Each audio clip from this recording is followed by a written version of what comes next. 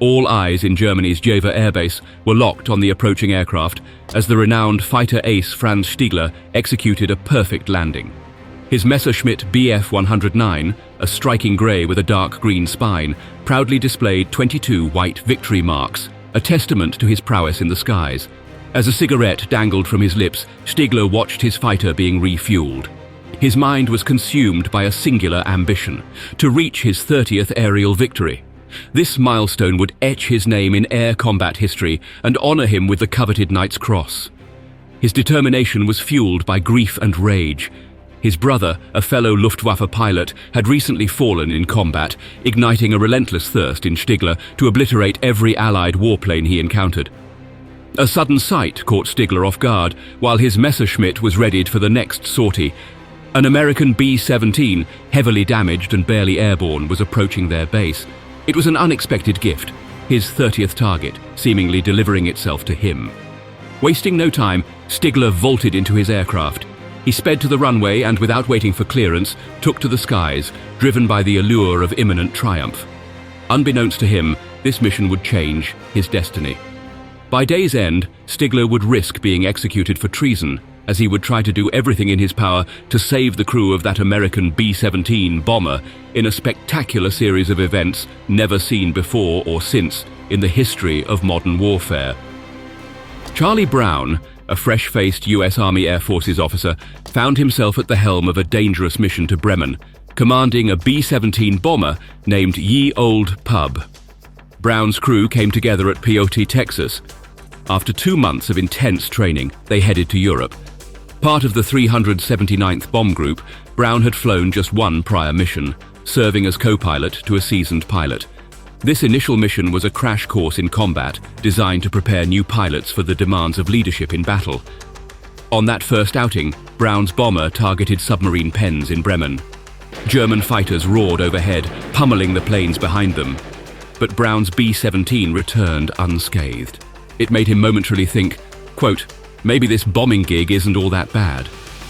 But the eve of the Bremen mission brought a different reality. Tossing in his bunk, the cold English winter gnawing at him, Brown grappled with both dread and determination.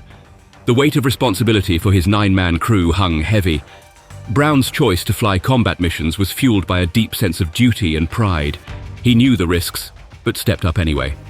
The extra pay was a bonus, but it was the unspoken pride of serving as a pilot in the Army Air Forces that drove him. As the Bremen mission dawned, Brown suited up. His uniform and heated bunny suit long johns were defenses against the biting cold at high altitude. This careful preparation mirrored the gravity with which he approached his leadership role. The Bremen sortie wasn't just another mission, but a critical strike at the heart of Germany's industrial might. For Brown and his crew, it was the ultimate test of their training, skill, and bravery. The young lieutenant and his team stood on the brink of a mission that would thrust them into the brutal reality of aerial warfare. The next mission Charlie Brown and his crew faced was Monumental. The briefing room held a palpable tension as Colonel Maurice Mighty Mo Preston, an imposing figure, revealed the mission's objective, the FW-190 plant on the outskirts of Bremen. This was a major operation, with nearly the entire 8th Air Force's might behind it. 475 B-17 and B-24 bombers, a massive fleet. With 26 bomb groups stationed in England, an overwhelming 23 were being deployed to Bremen. Preston's briefing was meticulous. He stressed the importance of recognizing allies, particularly the new P-51 Mustangs that might mingle with their usual P-38 Lightning and P-47 Thunderbolt escorts. Quote, "Don't mistake them for Messerschmitts and open fire," he warned. He prepared them for intense aerial resistance, suggesting they might encounter approximately 500 bandits or more. His deliberate choice of the word bandits over derogatory terms for the enemy spoke volumes. It was an unspoken rule among combat veterans: respect your adversary. Charlie took diligent notes, but his pencil halted when the reality of his assignment sank in. His crew was positioned in the Purple Heart Corner, the lowest and most exposed spot in the formation, notorious for being the favorite target of German fighters. These outer fringes were less defended, making them more vulnerable than the heart of the formation. Charlie had braced for this, understanding that as a rookie crew, they had to pay their dues. The intelligence officer detailed the escape and evasion plan with stark realism, advising them to head for the coast in case of being shot down over Germany. He said, quote, "Your best bet might be to commandeer a fishing boat and sail for home." The room erupted in laughter at the thought of rowing 300 miles across the treacherous North Sea. Preston didn't interrupt this moment of levity. He knew the value of a good laugh before facing the grim realities of war. However, the mood shifted when Preston addressed the issue of neutral territories. Then he told the men that flying to neutral Sweden was not an option. Quote, "If you've got enough power to make it to Sweden, you've got enough to try for England." Sweden, like Switzerland, was off limits, marked by big black X's on Preston's map. Landing in these neutral countries meant internment for the duration of the war. Preston's disdain for the concept of safe havens was palpable. He had even vowed to court-martial any crew that sought refuge in a neutral country. Preston's final touch was outlining the Flack zones on the map. The city of Bremen, he explained, was guarded by 250 Flack guns, manned by what he called the OCS of Flack gunners. This meant the German anti-aircraft crews were exceptionally skilled, the best of their kind. Underscoring the danger they were about to face, Preston said, quote, "Gentlemen, they're the elite." Closing the briefing, Preston looked over the men, his voice resonating with a blend of solemnity and pride. Quote, "Today, gentlemen, we will be leading the entire 8th Air Force. It's a big honor for the group and you earned it." The words hung in the air, leaving a profound sense of responsibility and honor on each man's shoulders. Lieutenant Charlie Brown commanded Ye Old Pub, a B-17 bomber, a symbol of American air power in World War II and a key asset of the 379th Bomb Group. The B-17, known for its robust design and reliable performance, was powered by 4 Wright R-1800 2097 Cyclone turbo supercharged radial engines. It boasted remarkable speed and a high service ceiling. 1350 caliber M2 Browning machine guns were strategically placed for defense, including in the tail, top, ball and waist gun turrets. Ye Old Pub could carry up to 4,800 pounds of bombs on shorter missions, demonstrating its offensive capability. The crew was a mix of skill and character. Second Lieutenant Spencer G. Pinky Luke, the co-pilot, was known for his penchant for candy bars, a light-hearted trait amidst the harshness of war. Second Lieutenant Albert A. Doc Sadok, the navigator, offered essential guidance, ensuring the bomber's path was true. Second Lieutenant Robert M. Andy Andrews, doubling as the radio operator and bombardier, was critical for both communication and bomb deployment. Sergeant Bertrand O. Frenchy Coulomb, the top turret gunner and flight engineer, played an indispensable role in keeping the bomber operational. Sergeant Richard A. Dick Pursuit, another radio operator, coordinated with the rest of the formation and ground control. Sergeant Hugh S. Eckenrode, manning the tail gunner position, was integral to the aircraft's defense. Sergeants Lloyd H. Jennings and Alex Russian Yelesanko, the left and right waist gunners respectively, were vital for the aircraft's side defenses. Sergeant Samuel W. Blackie Blackford, the ball turret gunner, protected the vulnerable underside of the bomber. Under Lieutenant Brown's command, the crew of Ye Old Pub exemplified the courage and dedication of World War II bomber crews. Despite the risks and their vulnerable position in the formation, they took into the sky in one of the most vast and awe-inspiring aircraft formations of the entire war. As the bombers crossed the coastline, entering the European continent, a vista of cold grey-green fields unfolded below them. It was 11:05 a.m., and Charlie was acutely aware that if he could see Germany, then German radar and ground observers could see him too. At that very moment, enemy personnel were busy calculating the bomber's speed, course and altitude, relaying this information to the flak gunners lying in wait. Quote, "Bandits, high and distant, on our 6, Ecke announced from the tail. Checking his watch at 11:32 a.m., Charlie realized they were 30 miles from the target and now on rails, committed to flying a straight course for 10 nerve-wracking minutes. Through his windscreen, he observed oily black puffs of smoke erupting in the sky. One after another, the sky rapidly filled with a tumultuous man-made storm. Far below, the 250 flak gunners started operating their 88 MMA cannons, pulling lanyards and cranking handles to track the bombers amidst deafening blasts. From his vantage point in the lead formation's most vulnerable position, Charlie had a clear view ahead. He saw a black Flack cloud hovering ominously, marking his path through the open sky, a trail illuminated by the fiery bursts of angry shells. The explosions drew nearer, vivid and menacing. Charlie likened them to black orchids with vivid crimson centers. Suddenly, 4 explosions erupted just ahead of the pub on Pinky's side. The impact of shrapnel made a loud smack, and Charlie felt the yoke go limp as the bomber lurched upward and then slammed down. Quote, "We're hit," yelled Andy through his mic, his voice intermingled with Doc's cursing. Quote, "There's a big hole. We're hit in the nose. Feels like a hurricane in here," Andy reported. A frigid blast of air overwhelmed the airmen as they struggled to assess the damage. Engine 2 was drastically losing pressure. Glancing out the window to his left, Charlie saw the inboard engine smoking, punctured by shrapnel. Pinky pressed his face to the window, his voice tinged with terror. Quote, "A shell passed clean through the wing. It didn't explode, but we got a hell of a hole." Charlie leaned against his straps but couldn't see anything. He inquired about fuel loss. Pinky, still in shock, reported that miraculously the shell had missed the fuel tanks. As Colonel Preston had warned, the storm of Flack was relentless, surrounding ye old pub in a maelstrom of destruction. Another burst of orange rocked the bomber. The engine on the far right wing began to malfunction, its speed increasing uncontrollably as if the throttle controls were cut. Charlie instructed Pinky to initiate shutdown procedures, but cautiously to avoid disabling the engine completely.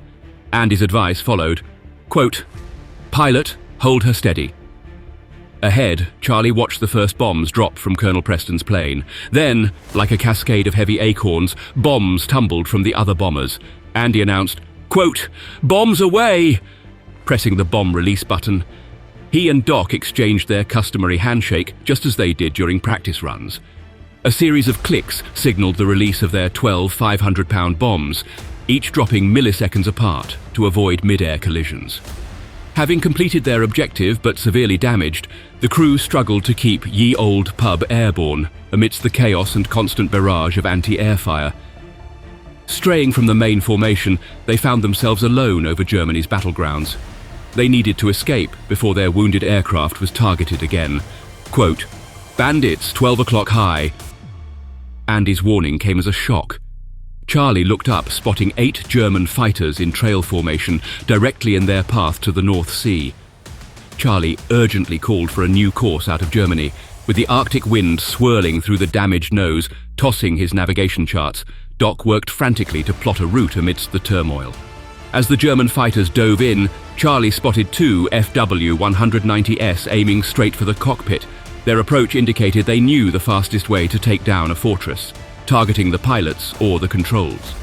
Gritting his teeth, Charlie pulled back on the yoke, climbing directly into the path of the attacking fighters. Pinky, realizing Charlie's tactic, braced himself, eyes wide in disbelief. Charlie maintained his trajectory, presenting the narrowest profile of the bomber to the enemy. He was playing a deadly game of chicken, increasing the speed and reducing the target area in a bold attempt to evade their attack. The maneuver caught the enemy fighters off guard. One opened fire from a distance, his bullets glancing off the bomber, chipping away at the metal but failing to land a devastating blow.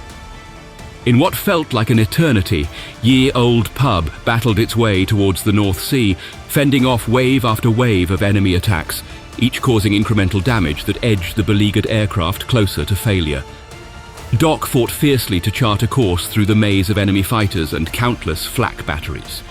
Nearing the coast, he made a crucial decision to avoid a massive array of coastal anti-aircraft batteries, not realizing his last-minute detour took them directly over the Jever German airbase. At Jever, a grey Messerschmitt Bf 109 with a distinctive dark green spine and the red Berlin Bear insignia of JG-27's second group landed for refueling. The plane, sporting 22 white victory marks, and the low number yellow 2 signified its pilot as an ace. Lieutenant Franz, the pilot, emerged in his black leather flight gear, his boots hitting the tarmac with purpose. He was familiar with Jever from his days as a flight instructor. Franz briefly engaged with the ground crew, shaking his head when asked about his recent skirmish with a B-17 near Bremen. Although he hadn't confirmed its downing, he was eager to rejoin the battle, driven by his ambition to reach the magic 30 victories, earning him the prestigious Knight's Cross. He quickly approved the refueling and rearming process, his hand still trembling with the rush of combat. While taking a smoke break in a nearby blast pen, Franz tuned into the air defense radio, listening for updates. The discovery of an American .50 caliber bullet in his plane's radiator led the sergeant to suggest repairs, but Franz was adamant about returning to battle. This puzzled the sergeant, who saw it as a valid excuse to avoid further risk. Yet for Franz, the conflict was more than a quest for honor or the Knight's Cross. It was a personal crusade driven by the devastation he had seen and a desire to avenge his brother. Franz suddenly heard the rubbing of an approaching aircraft. His jaw dropped when he turned to the skies and saw an enemy bomber heading straight for the base. The warplanes moved slowly and struggled to cut through the air. Franz wondered what in the world the pilot was thinking, but his determination kicked in.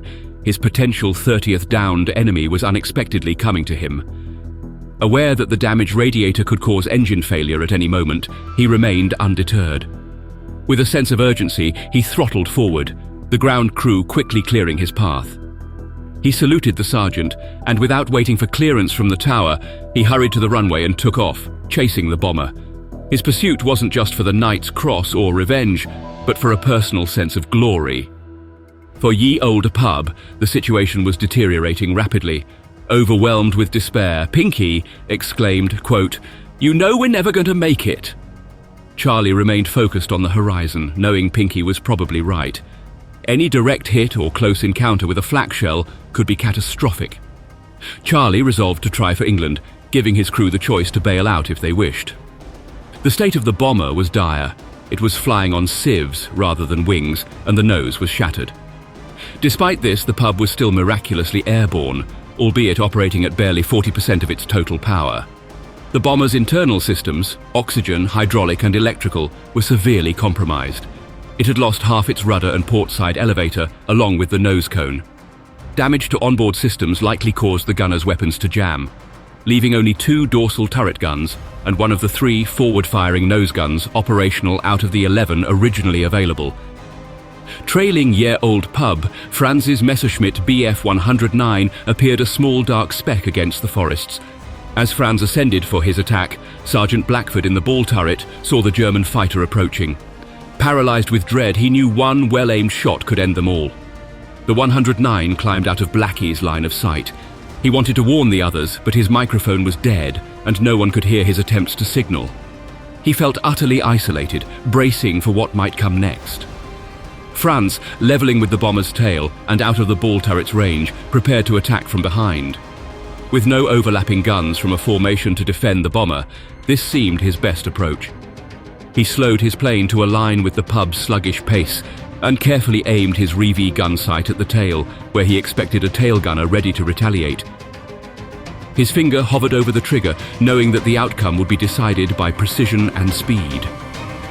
But then, Franz hesitated. Seeing the tail guns drooping helplessly, he realized something was amiss.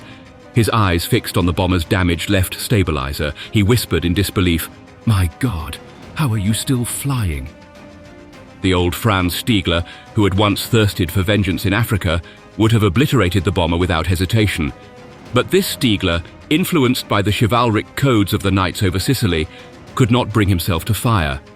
Their creed encouraged fighting with fearlessness yet restraint, celebrating victories over death, and responding to a higher call when necessary. Observing the men in the waist gunner positions, tending to each other's wounds, and the pallid face of the ball turret gunner, Franz reflected on his brother August's likely actions. A profound shift occurred within him. Clutching the rosary beads in his jacket pocket, he resolved, quote, "This will be no victory for me. I cannot bear this on my conscience." Choosing to spare the bomber's crew was a significant act of mercy, but Franz realized it wouldn't be enough. He knew the bomber, once reaching the coast, would likely face lethal flak fire.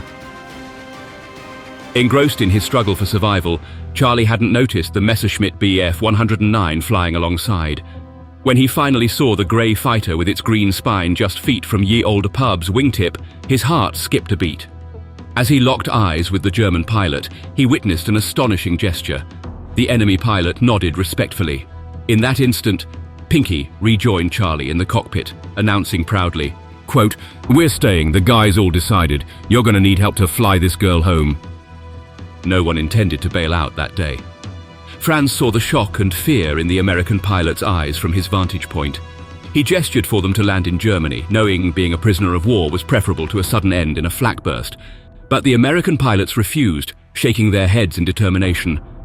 Franz felt frustration, aware that his decision to let them go could cost him dearly, but his mind was made up. Strategically positioning his plane, Franz ensured its silhouette was distinct against the sky. He hoped the expert German flak gunners would recognize the outline of a Messerschmitt Bf 109 and hold their fire, giving the Americans a chance for survival. In this silent act of defiance, Franz Stigler risked his life to guide the damaged bomber to safety. Below, within the defenses of the Atlantic Wall, German soldiers scrambled to their flak batteries, alerted by the sound of approaching aircraft. However, something was odd about the formation in the sky. The battery commander and his spotters scrutinized the scene through their field glasses. Suddenly, one spotter exclaimed, quote, "It's one of ours." The same cry echoed among the crew. They recognized the plane as an Allied B-17, but it was being escorted by a Messerschmitt Bf 109. Speculations arose. Perhaps it was a captured enemy plane being used for clandestine operations or training. Regardless, they weren't willing to risk shooting it down. The commander decisively ordered to hold fire. To the amazement of Charlie and his crew, they reached the North Sea unscathed, with no bullets fired from the Atlantic Wall. Meanwhile, Franz urgently gestured to the American airmen, mouthing the word, quote, "Sweden." From his perspective, neutral Sweden, a mere 30 minutes away, was the only viable sanctuary for the critically damaged bomber. Yet Charlie remained wary of the German pilot's intentions, suspecting a ploy to lead them back to Germany. In a moment of uncertainty, Charlie instructed one of the gunners to man the top gun, hoping to deter the fighter without actually opening fire. Franz, witnessing the gunner take his position, could sense the desperation and turmoil engulfing the American crew. Realizing his attempts at communication had failed, the German ace abandoned all hope of guiding the Americans. He saluted the gunner as a sign of respect and understanding, then swiftly veered away, disappearing into the vast sky. Against all odds, Lieutenant Charlie Brown managed the remarkable feat of flying 250 miles across the North Sea, successfully landing his crippled B-17 at RAF Seething, home of the 448th Bomb Group. During the post-flight debriefing, he disclosed the astonishing encounter with the German fighter pilot who let them go. However, his superiors instructed him not to share this story with the unit, fearing it might foster unwarranted trust in enemy pilots. This could lead to other damaged bombers hesitating to fire on approaching fighters, expecting a rescue, but instead finding destruction. Brown lamented, quote, "Someone decided you can't be human and be flying in a German cockpit." Meanwhile, Franz Stigler remained silent about the incident, fully aware that admitting to sparing an enemy in combat could lead to a court-martial in the German military. Year-old pub never returned to combat. It was sent back to the US in April 1944 and subsequently scrapped in August 1945. Years later, in 1986, the now retired Lieutenant Colonel Brown was invited to speak at a Gathering of the Eagles event at Maxwell Air Force Base, Alabama. When asked about his most memorable mission, Brown recounted the story of the Bf 109 escort and the pilot's salute. Motivated by this recollection, he resolved to find the unknown German pilot. After a fruitless 4-year search through US Army Air Forces, US Air Force, and West German Air Force records, Brown made a last-ditch effort by writing to a Combat Pilot Association newsletter. Months later, he received a letter from Stigler, who had settled in Canada. Quote, "I was the one," the letter began. Their subsequent phone conversation, where Stigler described his plane and the salute, confirmed beyond doubt that he was indeed the pilot from that fateful day. From 1990 until their passing in 2008, mere months apart, Charlie Brown and Franz Stigler forged a deep friendship, all rooted in the extraordinary circumstances of their wartime encounter.